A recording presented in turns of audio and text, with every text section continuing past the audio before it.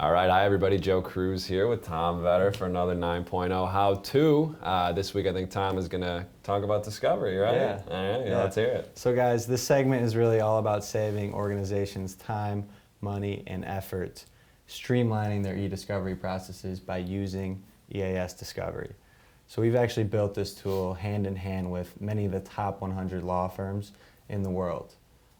This has led to the reduction in spend and countless hours trying to fulfill these requests as a result of big data growth and increased data regulation. So Joe, I don't know about you, but I'm ready to show these guys how the best discover. So here we are within the EAS Discovery application, and today I'm going to show you guys how to perform a per custodian export. This is brand new functionality as part of our EAS 9 release. This really addresses data portability, as this functionality allows you to perform a search and export by a per custodian basis. So whether it's a departed user or data subject access request, I will show you guys right now just how easy it is to facilitate. So we're just going to start by executing a search here. Ponderosa and contract. So I'm doing a global search here that's searching across the enterprise all emails that contain the keywords Ponderosa and contracts. We'll go ahead and search that.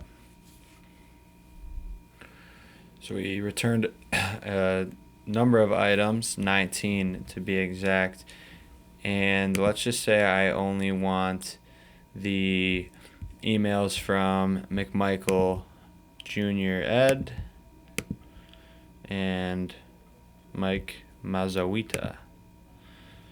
So I can be very selective in how I want to do an ad hoc export. I can also click on one of these emails for a quick preview and see if that email is relevant to the case. So I'm going to go ahead and export this out.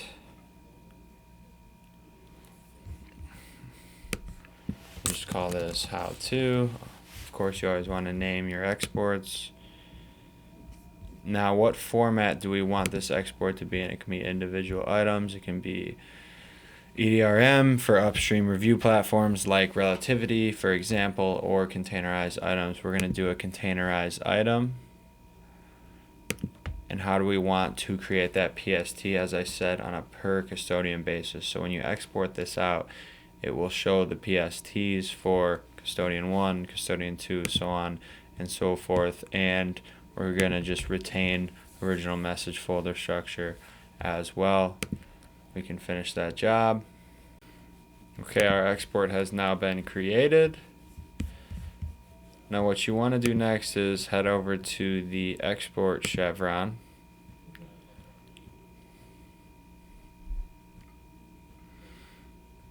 And there is our export right there.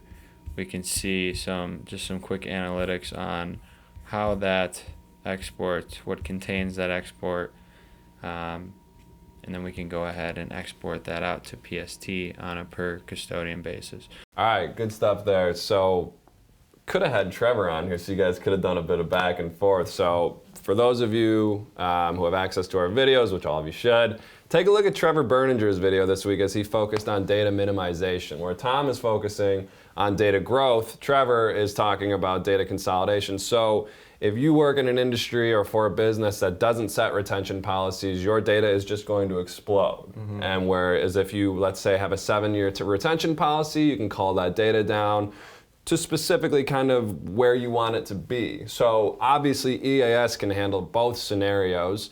Give us the benefit of what you specifically were talking about today with that growth, the data growth. Joe, this is all about bringing order to the chaos that is big data.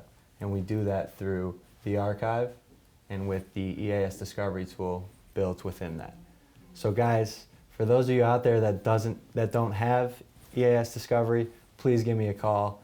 And for my customers out there that do have EAS Discovery but may feel like they're not getting the most out of the application, give me the call and I will get that sorted out for you in a day. Tom will deliver. I love it. So again, yeah, where Tom's focusing on that specific search for that huge data pile you may have, and Trevor's looking at that kind of culling down that huge data repository you might have.